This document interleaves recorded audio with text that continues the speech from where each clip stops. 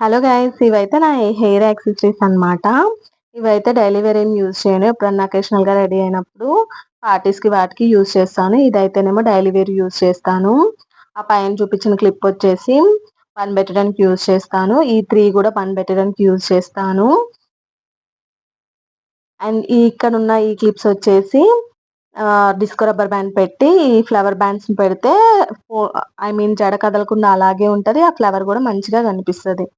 ఈ చిన్న చిన్నవి కూడా పక్కన పెట్టడానికి యూజ్‌ఫుల్ అవుతాయి.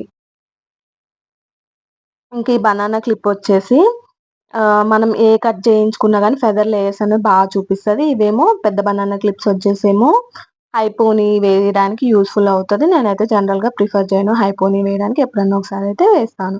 ఈ చిన్న చిన్న clips, metal clips, plastic clips, butterfly butterfly clips అయితే నేను డైలీ పెట్టుకుంటాను. జస్ట్ హెయిర్ తీసేసి పెట్టేసుకొని ఎళ్ళిపోతే ఫాస్ట్‌గా రెడీ అయిపోవచ్చు. ఇవొచ్చేసి స్క్రంచీస్ ఇవైతే నాకు చాలా నచ్చుతాయి. ఏ కలర్ డ్రెస్ ఏసుకుంటే ఆ కలర్ దాని మీదకి మ్యాచ్ చేయడానికి. ఇవేమో ఫంకీగా రెడీ అయినప్పుడు ఈ రబ్బర్ బ్యాండ్స్‌నయితే యూజ్ చేస్తాను. ఆ పక్కనున్న వైర్ రబ్బర్ బ్యాండ్స్ అయితే హై పోనీటెయిల్ పెట్టడానికి యూజ్ చేస్తాను. ఇంకా రిమైనింగ్ రబ్బర్ బ్యాండ్స్ ఇవన్నీ ఏమో జడ వేయడానికి, పోనీటెయిల్ పెట్టడానికి ఇంట్రెస్ట్ చూపిస్తాను. ఐ మీన్ అలాగే వేసుకుంటాను ఇంట్రెస్ట్ అంటే.